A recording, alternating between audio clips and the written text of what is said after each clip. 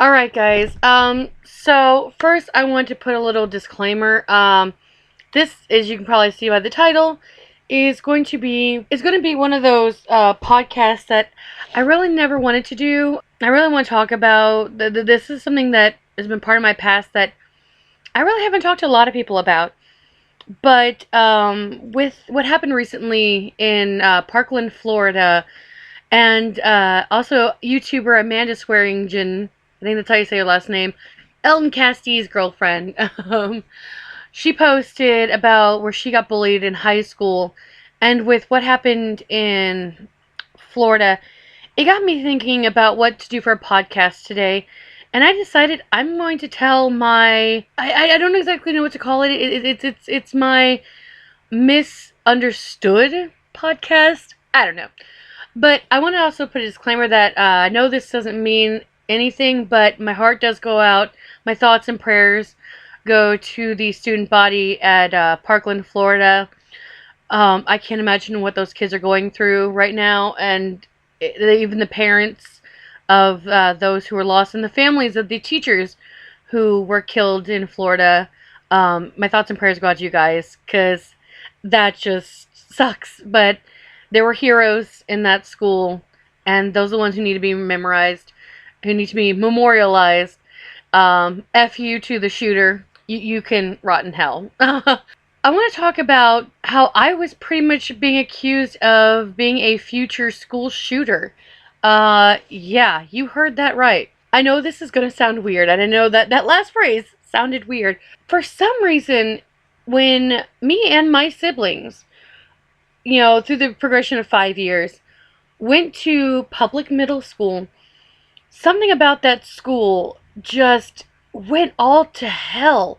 When my brother, because my brother's 5 years older than me, actually 5 years and like 2 weeks older than me, almost 3 weeks. So when my brother was in middle school, and then my sister a couple years behind him, when they were in middle school, because we were just at the beginning, this was the to late 90s. Yes, now you know how old we are. No kidding. You know I'm 31, guys. I was born in 86. My brother was born in 81. My sister was born in 84.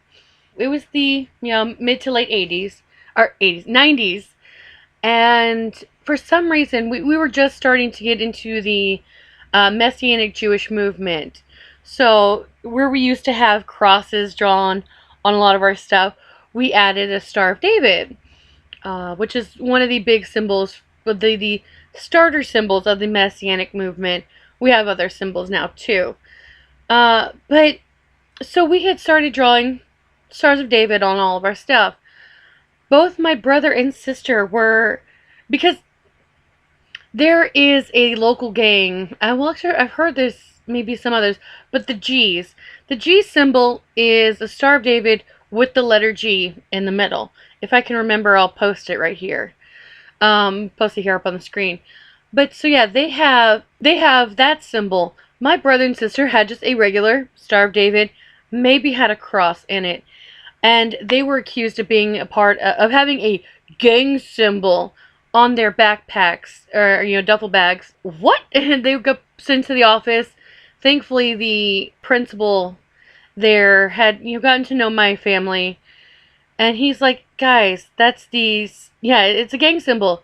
The sign of the gang of the Jews. It's okay. They're Jewish.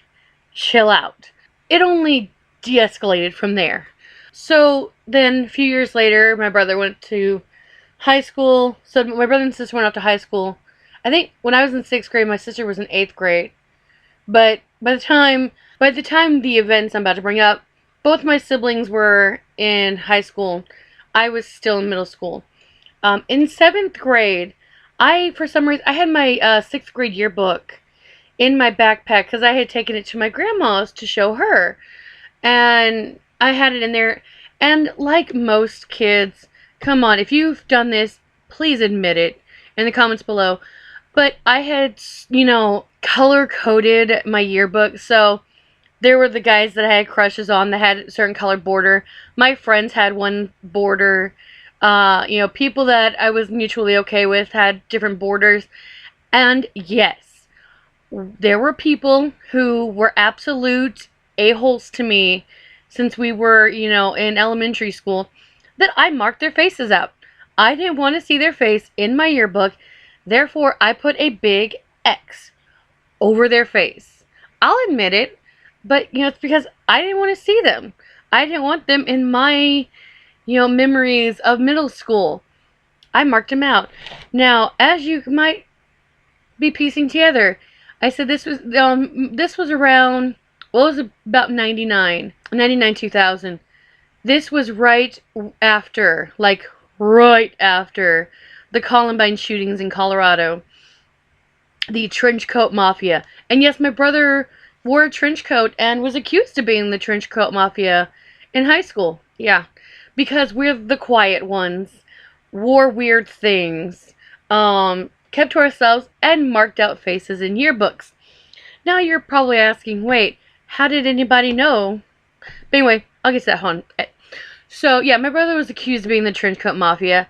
And, yeah. So the guys of Columbine kind of labeled any of us who kept to ourselves.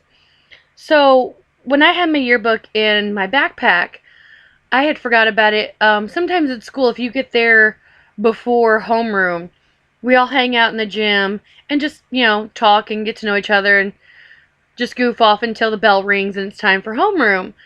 And there was this one day that I got there early. I walked with some of my friends. So we all wanted to get there early to, I think, talk about something. But some of the preppy girls nearby saw they had the yearbook and they're like, oh, can we see your yearbook? I'm like, sure. They were, wanting to reminisce from the previous year. I didn't even think about, nor did I really remember, that I had marked some faces out, including some of them and their friends. Whoops. So this was towards the end of the 7th grade year. And I was like, okay, whatever. Maybe it was the 7th grade yearbook. No, we didn't get those yet. I don't remember. I think it was my 6th grade yearbook. And this was in the last week of the 7th grade year. So, I didn't think anything of it. I let them see it. They handed it back to me. They didn't say anything. Then the very last day of my 7th grade year, I was called into the principal's office. Right after homeroom, they sent me straight to the principal's office. I had no idea what was going on. That day was just turn in your books in class, get your book signed, go home. So I didn't understand why I was being sent to the office. And I was told that there was a concerned mother calling that her daughter had seen that I marked her face out in the yearbook and that they were worried that I was going to shoot her. What? I was just like, what are you talking about? And I'm pretty sure I know whose mother it was that was concerned. There is one girl that I had been going to school with since frickin' kindergarten. I have known this girl my entire freaking life, just about. Her uncle, at the time, was the congressman of our town. In fact, he had been the congressman our entire freaking life. In fact, he was voted out when all of us classmates turned 18 and were tired of seeing him and his family run the damn town. But anyway, so I was thinking, really, if I hated you that much, would I really wait till 7th fucking grade to shoot you? And the last day of 7th fucking grade to shoot you? Come on. So yeah, I spent 7th grade, the last day of my 7th grade, in the principal's office. Yeah. Which was kind of... Here's the funny side of it. Yeah, I just sat there in an office, just staring at the wall, pretty much doing absolutely nothing. I was pretty much in middle school jail. I mean, that's the best way to put it. But I did get to hear the 8th grade class. They do a slideshow at the end of the year. So I was kind of I could lean out just enough into the hallway to see what they were working on. So I got to hear their slideshow. and watch a little bit of it. At lunch, they let me go to the cafeteria, pick one friend, get my lunch, and they could eat with me. So my friend Holly, who I'm still friends with, she came in with me. I said, yeah. She's like, where have you been? I was like, in the office, where you get to come with me, because I've been a bad girl. So we talked a little bit. Then after lunch, she went back to class. And yeah, but the funny thing was, because I was kind of in an in-school suspension, even though it wasn't official, they pretty much were just keeping me secluded just in case, which was bullcrap. But the fun thing was, is they had to call home to let my mom know that I was a hazard. I don't know. But the funny thing was, is the day before, my mom had flown to New York. So that weekend, Mom was in New York for a Girl Scout retreat. So she had just left, I think, that morning. So, but thankfully, my brother and sister only had like a half day at high school. So my brother and sister were already home, or they already were off. I don't know. But either way, or no, that's right, my brother dropped out. So my brother was home. And he was already over 18. So this was, yeah, 2000. So he was home when the principal called. And because he was 18, he technically was a legal adult. And he's like, hello? And the principal's like, Ben, is that you? I'm like, yeah. It's like, okay, this is Mr. Ulrich over at Helfrich Park Middle School. Oops, now you know what school I went to. But you can probably find that out in 2 seconds. It's like, yeah, we're just letting you know that Sharon's gonna be in the office today because we have some concerned parents that she might do something harmful today, so we're just gonna keep her in the office for protection. Like, so when I got home from school, because they once school's out, they let me go home. But I got there, he goes, you've been a bad girl. I was like, no shit. But we laughed about it because it was just so ridiculous, the fact that, Mom wasn't even home, so he got to take the call, and that they were just so concerned that I was going to shoot up the school. Which is one thing that I don't understand. And really, and I'll go back to that in a minute. With having that accusation on me, really kind of dampened my respects for the authority system.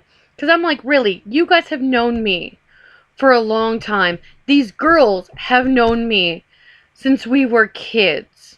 I mean, this school has known me.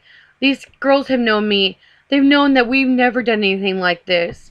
But because one parent was concerned, and because I had the similar attributes to a school shooter in Colorado, well, 2 school shooters in Colorado, they were worried that I was going to be like them. So I was like, you know what? Screw this. We were heavily into the Messianic movement by then. A lot of us teenagers at the synagogue were homeschooling. So I said, okay, that's it. 8th grade year, gonna finish it out at Helfrich. And then from there on, screw this.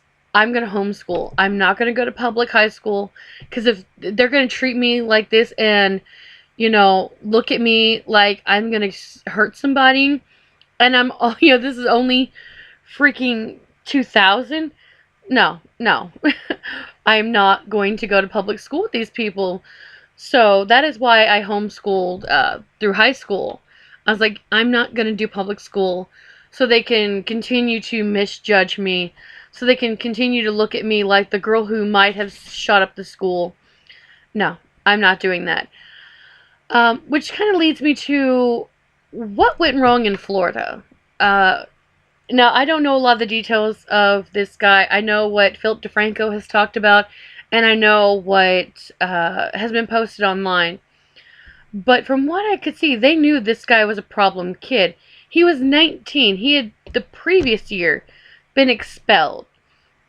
So, he's already been, a trouble person that they had to have had, that was not easy, expel him before, so they knew he was a bad guy.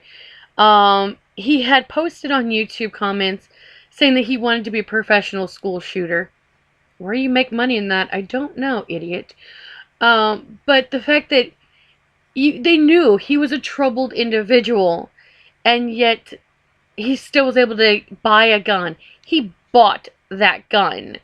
That he was able to do what he did really shocks me. I mean, if they had seen the trouble he was in beforehand, somebody failed him in getting him psychiatric help and getting him counseling.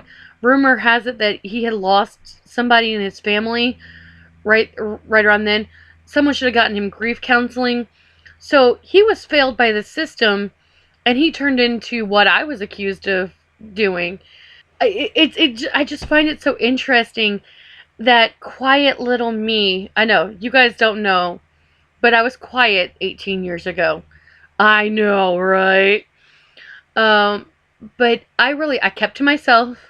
I had my friends, and that was it. I hated the preppies because the preppies hated me for being the fat poor kid. And they were the rich skinny snobs. Now, mind you, okay, I want to put a disclaimer on that. Some of the rich skinny snobs I was friends with. I had no problem with. Like I said, I talked to them. They were talking to me. I didn't think twice to hand them my yearbook.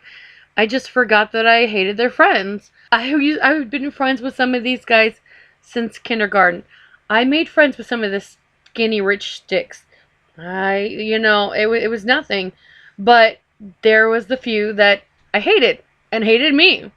But I would never, never take a life that wasn't risking a life I cared about. Let me put this clearly. Never. I will never take a life that is not risking a life I love. There. I will say that 100 times. You guys can put that on repeat if you want. But yeah, so that I was accused because of my personality type, like the school shooters in around that time. I was judged, but this guy was a huge red flag and was still able to get a weapon and enter a school. And he shot 3 before he even entered the school and still continued doing what he did. It just makes me sad and a little worried that people who are obvious hazards still can get away. So yeah, I just want to put out there that if you are dealing with something, if you're, not yourself, if you're dealing with bullies, or if you're dealing with abuse, whether at school or at home, please get help. If you are being bullied, please go talk to a teacher, guidance counselor, parents. Talk to anybody who listens. If you're at church, or find the nearest church and find the youth minister. Always get help. If you feel like you want to hurt yourself or hurt others, please go talk to someone. Do not take actions that will end lives, including your own. It sucks that they said there's been 18 school shootings in this year alone. 18. And one of them was not that far from me in Winston-Salem. Okay, it's down the road, but still close. Please, just, if you're depressed, if you're angry, find another outlet besides harm. Whether yourself or another individual. Go outside and punch a tree. Don't hurt another animal either. Because I think someone said that there was even rumors that this guy in Florida was even, shooting at animals when he was a kid. What? That is totally a red flag. Again, who gave this kid a gun? But no, really. Violence is not the answer to I'm depressed, I'm angry, I'm being abused. Those are never the answer. Because trust me, guys, I've been there. I've had a really shitty life. I've had a great life, but there have been some really shitty moments. I buried my, well, actually, cremated my father the, like, a week before my 8th grade graduation.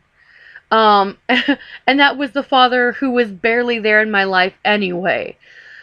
I mean, trust me, I get it. Life sucks. I dumpster dove when I was a kid with my father. Yeah, life sucks. But harming yourself or harming other people's or harming animals is not the answer. Harm is never the answer. Violence is never the answer. So really, if you want to talk, if you got some issues in your life and you want to talk to somebody, please comment below, click on my link to my Facebook page, message me on Facebook. If you just need to talk to somebody about, what's going on in your life, you need somebody to talk to, please let me know. I will put a disclaimer that I am not a licensed counselor. My advice is just from one person to another. It is not official, but I can do what I can with my experience. But just know you are loved. You are wanted. People do care about you. You may not think it. You may not feel it. Because trust me, I had those days too. But yeah, you're loved. Especially by me. Mwah. I love you guys. I'm glad that I got to talk about that. I haven't actually really opened up about that story before, and I figured now's a good time to talk about this. So anyway, I will hopefully get a Monday vlog, and I got cool footage coming up in a week or so for you guys. Yay! Yeah, and hopefully I can get Wednesday's video done. You got something to watch Wednesday, and this isn't the only video you're getting this week. Oops, sorry. Oh, this is getting long. Let me end this now. Anyway, thank you guys so much for liking, commenting, subscribing, and sharing. Love, for sure. Peace to the world and each other. Bye!